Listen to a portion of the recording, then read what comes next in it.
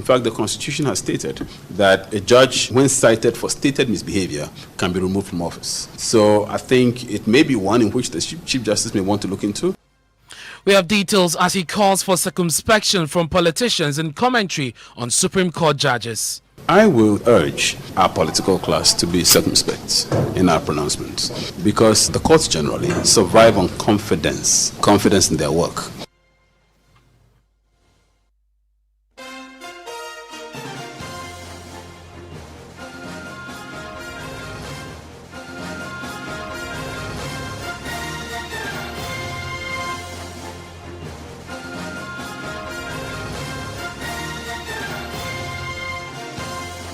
Top Story is brought to you by Vodafone. The future's exciting. Balako Mineral Water and Gasm Cement, the nation builder. My name is Ernest Manu. A claim by the NDC Chief Whip in Parliament, Alhaji Muntaka Mubarak, that a Supreme Court judge allegedly attempted to influence an MP in the selection of a speaker has come under scrutiny. Now, Mr. Muntaka claimed on the Joy News show The Probe last night that the judge attempted to bribe an NDC MP to vote for Professor Michael Quay. Tonight, the Dean of the UPSA Law School, now Dr. Ernest Abuchi, is calling on the Chief Justice in Inyebua to commence investigations into the allegations. We'll hear from Dr. Abuchi shortly, but first, here's what Muntaka Mubarak told MFR Pau on The Probe. I heard you were scared that Honorable Chairman talk about we bribing. I mean, I thought that was very unfortunate, because that was what they did in actual sense. They were reaching out to our members, and they were offering them all manner of things. How much? Let me tell you, there was one that was led by, so shamefully, a Supreme Court judge called a colleague, lady, telling her what they will give her. She has children, they will help her take care of her children. She can take fuel from a filling station for the 4 years. And the time he made those calls, we are looking at all those things. But the sad thing is that if you are a majority leader, we have just come from election. With all these crises, we were in the opposition for 4 years.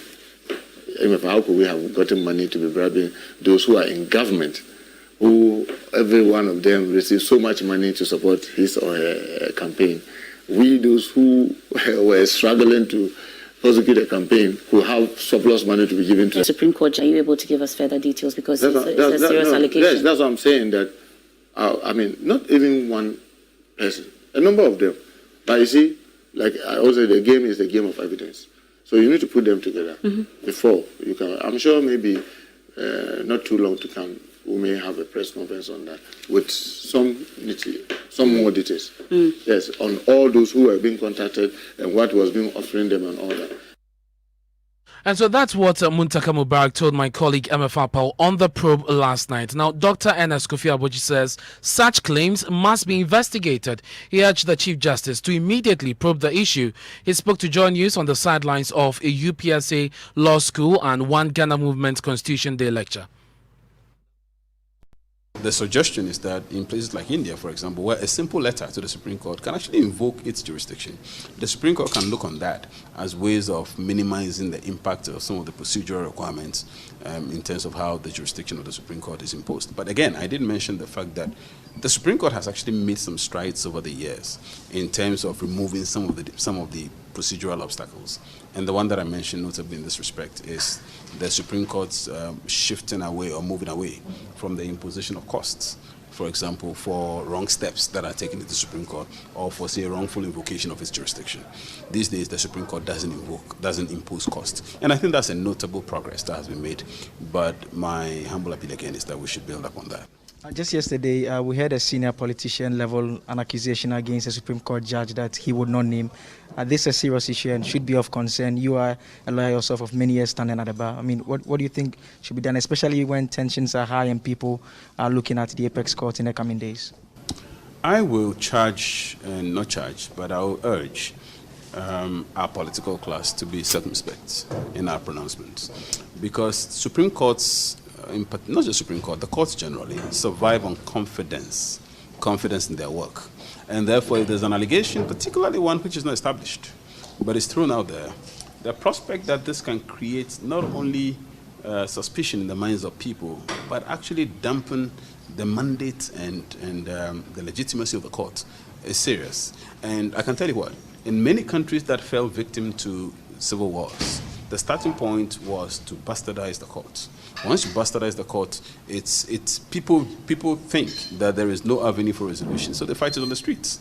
I think we should be very careful the extent to which we bastardize our courts. Look, people have all kinds of suspicions and allegations. People say all kinds of things, but saying things, particularly when you're a member of parliament, I think can be can demand a certain higher level of responsibility because a lot of people follow you. So, again, I do not know the factual basis on which the statement is made, but once the statement is not being submitted to a particular forum for investigation, and once the details of this are not being mentioned, then what you do is literally to put and cast the entire Supreme Court in doubt and create question marks on the minds of every justice of the court, and this is not good enough. So I do not know I haven't heard the comments you're talking about. I haven't really monitored it. You are just saying it to my hearing for the first time, but I think that any general allegation that seeks to bastardize the court and bastardize justices of the court can be undermining of the confidence that people have in the courts, and that is problematic for all, not for any political party, but for the entire country. Should such allegations be probed, or should the court take an interest in that matter? We know its powers of contempt operate. If it feels that, why do you make such an allegation? Come forward and explain or be punished for it. Well, of course. Again, I haven't heard the statement, so I'm not sure what the context in which it was made was. But any allegation tending to raise serious questions about the behavior of a Supreme Court judge, not just a Supreme Court judge, any judge, is one that deserves investigation. In fact, the Constitution has stated that that a judge, when cited for stated misbehavior, can be removed from office. So I think it may be one in which the Chief Justice may want to look into. I haven't heard the details you're telling me, but clearly because it creates an indictment and because it may have the potential of undermining confidence, it's something that I'm sure the court will not want to look at lightly and just turn a blind eye to. And it's something in respect of which whoever is making the allegation must also be ready to prove. He's also blamed the desire of the two major parties to exploit the powers of parliament as the reason for the violence that marred the election of the speaker. The ongoing heated attempts by both parties currently to lead the House is largely born out of a desire to exploit the powers of the institution to its benefit from the standpoint of the majority. Should the ruling party secure the majority in parliament, government will anticipate a free ride in its business with the institution, if history is anything to go by. And should the opposition party gain the most seats in parliament, the government can expect frustrating obstruction. In short, parliament has become a tool for the pleasure or pain of the executive, and its core functional purpose has been lost on all of us. Parliament's preference for majoritarianism has fragmented the institution for so long, and the conventional explanation that back-channel dealings by MPs is the linchpin of their work affords little assurance to a skeptical public who have come to view Parliament with growing doubt and even suspicion. The bright lines drawn between the parties on key issues of government policy presented to the House for approval crowds out objectivity, and this principle reinforces the essence of might being right.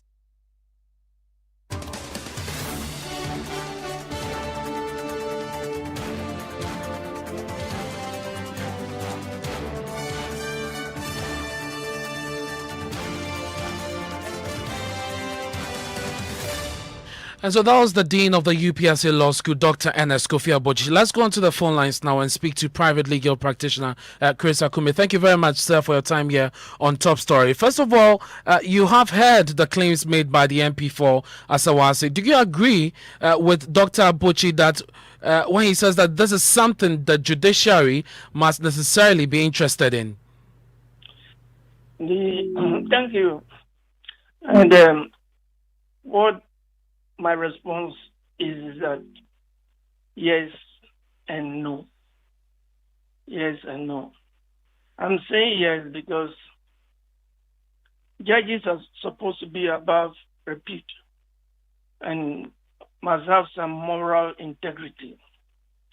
And one of the qualifications for a judge is that he must be above misbehavior, he must be competent, and, he must have the ability to perform and not have any infirmity of mind or body. So when there's a shortfall in some of the requirement of qualifications, definitely it raises an issue as to whether that particular judge should continue. No, again, because I'm saying no, because we are talking about integrity, and I've heard my brother talking about bastardization and talking about, undermining the confidentiality of the judiciary. I am not particularly surprised about the Muntaka expose, because come to think of it, these days, some of the judges, by their sheer public utterances and their acts, are now observed by the public to be wearing political colors. So the issue is this. If a judge, tries to influence a person on the political side of the divide to vote for the other person, does that constitute total misbehavior, incompetence, inability to perform or not? I seriously think that asking a person to vote for another person is no wrong per se, except that the issue of promise, which gives it a semblance of bribery. And in that case, that judge is definitely not living up to what is required by way of reputation and integrity. But if we are talking about integrity or running down of the judiciary, I think that, honestly, this is from my personal perspective, investigating this matter might cause us more harm than good. Why is that? I'm saying this because, look, my Muntaka, Honorable Muntaka, as you know, or you have seen of late, is a man of solid integrity and strength. And I can tell you, he's got the brains. So he will not, without any iota of evidence, try to run down a judge, most especially a judge of the Supreme Court. Well, he did not provide evidence in this case when he made the claim. He did not provide evidence, and which is why some say he must be cited for contempt.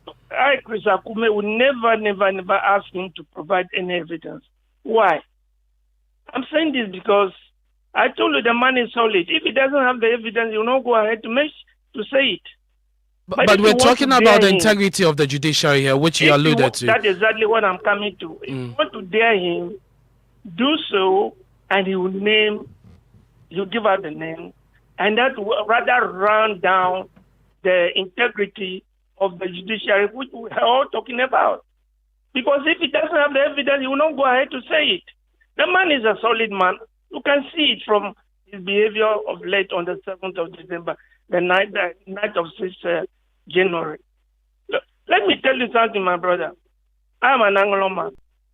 Our people have a saying that do not touch the testicles of a spider. It's the bravest thing to do. Now you're assuming that Muntaka may have evidence to prove this, but the concern for some is that if the judiciary would have to investigate every single allegation made against it, it would then open the floodgate for all sort of allegations, and really will become a waste of the judicial process. My brother, in 2011, I appeared on a program, XYZ program, The Analyst. That was Saturday, 7/2011. And also, it was in reaction to an allegation made against a Supreme Court judge. His name was mentioned on air in that program, that he made a certain statement that so far as he was alive, NDC would never come into power. On that program, based on the publication made by this newspaper, I think it was an inquiry, I challenged the person so named that he must come out to extricate himself from the allegation. But very wisely, he decided to keep quiet, and he kept quiet. And that was the end of the matter. Because my assumption that if he had opened up his mouth to either deny or challenge, evidence would have been produced to run him down. So he did a wise thing. He did the wisest thing. So I am advising that once the precedents have been set, whoever tried to influence, to ask people to go for fuel at the filling station and the rest, that person knows himself. Now, just leave him to his conscience. Now, if the judiciary is to investigate this, educate us, how does the law recommend that such issues are dealt with? What the law says is simply this. In the case of a justice of the Supreme Court or any of the superior courts, where a complaint is made, the president sets up, the president refers the case to the Chief Justice first to establish whether there's a prima facie case. Once the prima facie case is established, 3 judges from the Superior Court plus 2 other gentlemen who are not parliamentarians or lawyers are added up, making up about 5, on the advice of the Council of State, to investigate. And based on the investigation, the president will act on that. So that is it. But the point I'm making is that the judge in question knows himself. I am saying that it is in his own interest that he keeps quiet. It is in the interest of the judiciary that the judiciary keeps quiet. It is in the interest of everybody that everybody must keep quiet.